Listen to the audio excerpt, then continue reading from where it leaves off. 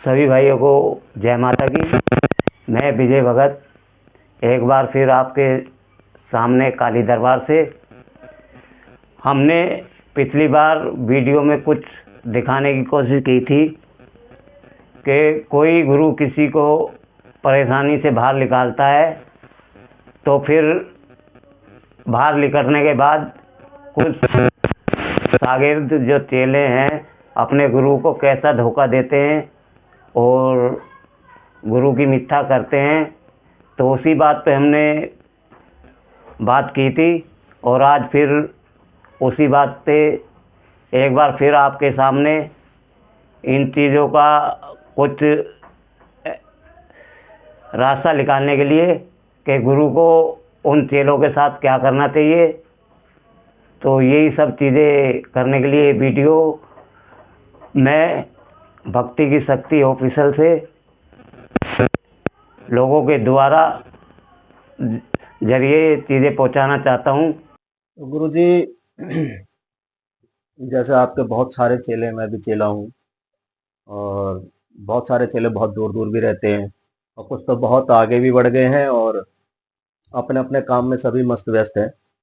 तो जो गुरुजी चेला नया नया जब बनता है तो उसके साथ कैसा व्यवहार करना चाहिए शुरू शुरू में, और जब वो सीख रहा होता है तो क्या जो भी चेला बन रहा है उसको अपनी सारी विद्या देनी चाहिए? और सारी विद्या अगर दे भी रहे हैं तो कोई ऐसा दाव दबा के रखना चाहिए कि नहीं चाहिए, ताकि अगर चेला फ्यूचर में कभी अपने गुरु के साथ दगाबाजी कर जाए तो उसके साथ क्या होना चाहिए?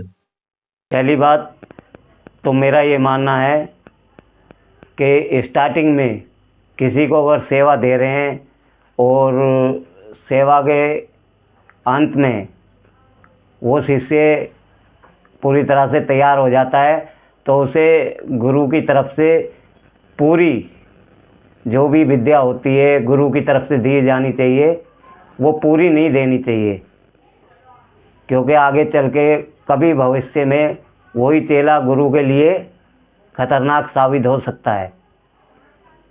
तो इसका कारण गुरुजी समझाने की, थोड़ी अपनी जो जनता है अपने चैनल से जुड़ी हुई है, कारण जो है कि चेला तैयार हो गया और इतना प्रसन्न कर दिया गुरु को, इतना खुश कर दिया, गुरु की सेवा में इतना लगा रहा, वो चाहता है कि आपसे सारी विद्या ले ले। लेकिन हम उसका मन कैसे पढ़ें कि वो हमारे साथ सही है कि नहीं है? हम अपने देवता से पूछ सकते हैं। नहीं, देवता से तो पूछ सकते हैं, देवता बताएगा भी, लेकिन उस टाइम गुरु की आंखों पे एक पट्टी बन जाती है प्यार की। ठीक है, एक शागिर्द के प्यार की पट्टी आंखों पे बन जाती है। उस टाइम गुरु शागिर्द जो भी कहता है वो चीज़ करनी पड़ती है।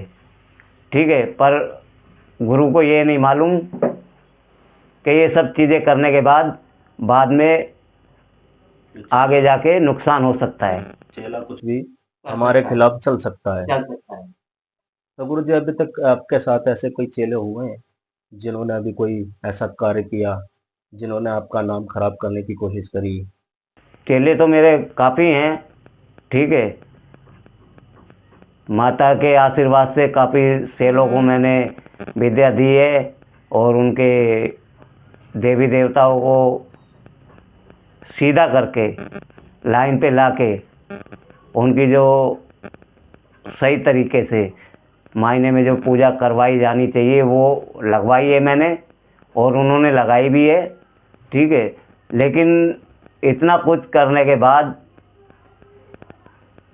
वो आज ये कहते हैं कि गुरु ने हमारे लिए अभी तक किया क्या है। गुरुजी, मेरे मन में एक बात उठी है चेलों को लेके।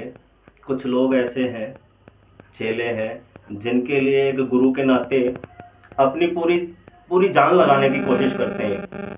जो चेला 10 साल से 20 साल से परेशान है, शारीरिक रूप से भी भूत प्रेत के वास में भी है और उसके ऊपर नेगेटिविटी इतनी भरी पड़ी है, किसी काम को वो कर नहीं सकता, उठ नहीं सकता, बैठ नहीं सकता, और भगवान के आशीर्वाद से गुरु का आगमन हो जाता है तो गुरु अपनी पूरी जान लगा देता है उसको ठीक करने के लिए।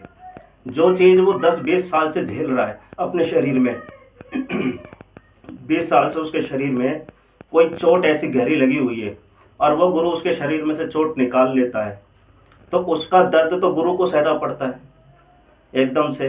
20 साल पुरानी चीज़ जब गुरु अपने देवता से हटा रहा है, तो अपने शरीर पे उसको बंधवाता है, तो मतलब गुरु अपनी जान उसके लिए लगा रहा है, और हम उसके लिए अपनी जान लगा रहे हैं, हम लोग चेला हमारे साथ दगाबाजी कर जाता है, कितना दुख होता है। ऐसे चेलों के लिए क्या करना चाहिए? क्या हमें उनको अपने साथ रखना चाहिए आगे भी, या उनको भगा दें, गुरुवास से निकाल देना चाहिए? मेरी समझ में तो ऐसे चेलों के लिए जो गुरु के साथ धोखा करते हैं या पीठ पे वार करते हैं, पहली बात तो किसी भी गुरु को अपनी गुरुवात से कोई भी देवत किसी भी शागिर्द को नहीं देना चाहिए। मैन अपना जो घर का जैसे सेवादार हो गए, ठीक है, या कोई रहपा हो गया, या कोई कुल देवी हो गई, ये चीज़ें गुरुवास में किसी शागिर्द को नहीं देनी चाहिए। जैसा कि मैंने ये गलती की है, और वो गलती का खामियाजा मेरे को अब भुगतना पड़ रहा है। गुरु जी, ये बात आपकी बहुत बहुत सारे लोग इस बात से सहमत होंगे, जो जो अपनी ये वीडियो देखेंगे। बहुत सारे गुरु जो है वो शुरुआत में ही ये काम करते हैं कि किसी भी चेले की मुंह भराई होती है, तो वो अपने ही कुल के किसी देवता से उसकी मुंह भराई करते हैं। लेकिन आप कहते हैं कि अपने किसी भी कुल देवता से या सेवादार से मुंह भराई उसकी नहीं करनी चाहिए, क्योंकि वो हमारे ही देवता से अपने काम कराता रहेगा और हमारे खिलाफ भी चला सकता है। हमारा ही देवता होकर उसके वचनों में अपने गुरु वचन का पालन करेगा, यानी कि जो हमने उसको देवता दिया है उससे हमारे जो गुरु वचन है वो चेले के साथ भी गुरु वचन वही होंगे, तो वो हमारा नुकसान करेगा और अपने काम को बनाता जाएगा और गुरु के काम को बिगाड़ना शुरू कर देगा। ऐसे भी चेले होते हैं। तो गुरु जी, अब मैं इस बात को जनता से ही पूछूंगा कि ये बात सही है कि अपने किसी भी कुलदेव को, कुलदेवी को, अपने सेवादार को किसी भी नए चेले के साथ ना बांधे और ना उसको दे। अगर रखना है तो गुरु जी, मेरे दिमाग में एक बात आती है कि शुरुआत में जितने भी चेले अब आते हैं या नए गुरु धारण के लिए भटक रही हैं दुनिया में, तो कम से कम 6 से 1 साल तक उनको एक गुरु परंपरा का पालन करना चाहिए कि पहले गुरु को प्रसन्न करो, गुरु की कसौटियों पर खरे उतरो, गुरु के दिए हुए नियमों का पालन करें। जब ये 1 साल तक वो बच्चा कर लेता है, तभी इस चीज का निर्णय करना चाहिए कि ये बच्चा सेवा करने लायक है। आजकल क्या है कि बहुत सारे लोग हैं, किसी भी गुरु को पैसे देकर गुरु धारण कर लेते हैं। चलो 20,000, 30,000, 50,000 देके गुरु धारण कर लिया। अब गुरु ने उसको शिक्षा दे दी, गुरु दीक्षा दे दी, गुरु मुख कर दिया, लेकिन वो उसकी विद्या का क्या सही इस्तेमाल करेगा? वो कभी नहीं करेगा। वो तो कहेगा मैंने इस विद्या को खरीदा है, और उसको गुरु परंपरा का कुछ भी नियम मालूम नहीं होगा कि गुरु परंपरा में कैसे नियम होते हैं, कैसा पालन करना चाहिए, गुरु के साथ कैसे रहना चाहिए। ये सब चीजें तो नहीं हो सकती ना गुरु जी उसके साथ। ऐसा है, पैसे देके जो विद्या अगर शागिर्द लेगा या कोई भी ज्ञान गुरु से लेगा, तो वो मेरी नज़र में संपूर्ण ज्ञान नहीं होगा। वो एक खरीदा हुआ मान लो, वो एक शॉर्टकट है आगे बढ़ने का। ठीक है, वो शॉर्टकट हो गया। उसमें पूरा विधि विधान के तरीके से जैसे नियम होने चाहिए उस नियम से वो गुरु धारण नहीं कर पाएगा, ठीक है। और मैं उन गुरुओं के लिए भी ये बोलना चाहता हूँ जो पैसे लेके इस तरह का काम करते हैं,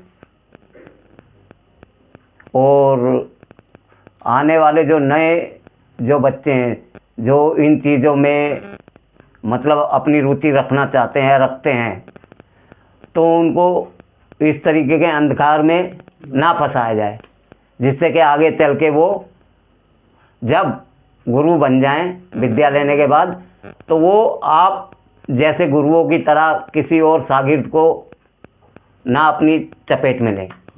तो गुरु जी, क्या 1 साल तक, 6 महीने तक पहले चेले को परखना चाहिए? जैसा अभी मैं कह रहा हूँ किसी चेले ने आपसे उम्मीद लगाई कि मैं आपका चेला बनना चाहता हूँ, तो मैं आपके पास आया चेला बनने के लिए, आप मुझे तुरंत चेला बना दो। तो मैंने क्या उसके अंदर परीक्षा दी, मैंने क्या उसके अंदर आपके साथ सीखा, उसमें मुझे कुछ पता ही नहीं है कि 1 साल 2 साल में क्या होता है। एक गुरु बनाने के लिए क्या संघर्ष करने पड़ते हैं। ऐसा करना चाहिए कि नहीं करना चाहिए कि गुरु बनाने से पहले चेले को संघर्ष करना चाहिए, कम से कम हर गुरु को 1 साल तक देखना चाहिए। चेला बनने हाँ, से पहले। मैं आपकी इस बात से सहमत हूँ। कम से कम साल भर का टाइम विद्या सीखने के लिए किसी भी शागिर्द को मिलना चाहिए, और कोई भी गुरु शागिर्द नया बनाता है तो उसको 1 साल का टाइम देना चाहिए। ठीक है, हालांकि मैंने 1 महीने में, 15 दिन में, 11 दिन में और ज़्यादा 24 घंटे में भी मैंने शागिर्द बनाए हैं, जिनके देवता जो फंसे हुए थे वो निकाल के उनके शीश पे खिलवाए हैं मैंने, और काम कर रहे हैं उनके देवता। ठीक है, लेकिन मेरी नज़रों में काम कर रहे हैं, उनकी नज़रों में वो काम नहीं कर रहे हैं, तो ये क्योंकि उनको अब आदत हो गई है। अंतर आता